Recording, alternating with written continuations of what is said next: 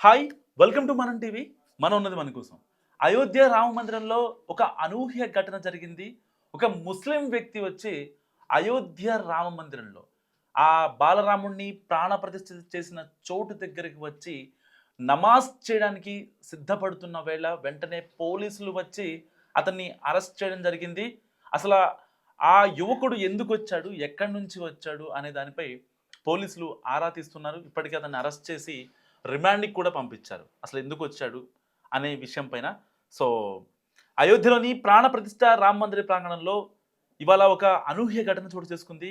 కాశ్మీర్‌కు చెందిన ఒక యువకుడు ఆలయ ప్రాంగణంలోకి ప్రవేశించి హల్చల్ చేశాడు. నిందితుడిని కశ్మీర్ నివాసి అహ్మద్ షేక్‌గా పోలీసులు గుర్తించారు. పోలీసులు సెక్యూరిటీ దాటుకొని లోపలికి వెళ్ళిన యువకుడు అక్కడ నమాజ్ చేయడానికి ప్రయత్నించాడు. ఆలయ భద్రతా సిబ్బంది, అక్కడున్న భక్తులు యువకుడి ప్రవర్తనను గమనించి వెంటనే పోలీసులకు సమాచారం అందించారు.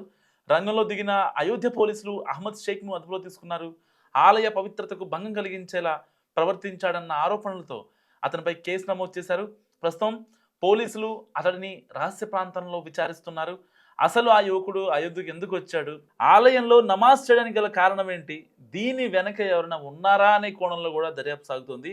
అయోధ్య వంటి భక్తి పరవశమైన ప్రాంతంలో ఇలాంటి ఘటన జరగడంతో భద్రతా బలగాలు అప్రమత్తమయ్యాయి. ఈ ఘటనపై మరిన్ని వివరాలు తెలియాల్సి ఉంది. ఈ ఘటన గురించి మీరేమనుకుంటారో మస్ట్ కామెంట్ చేయండి.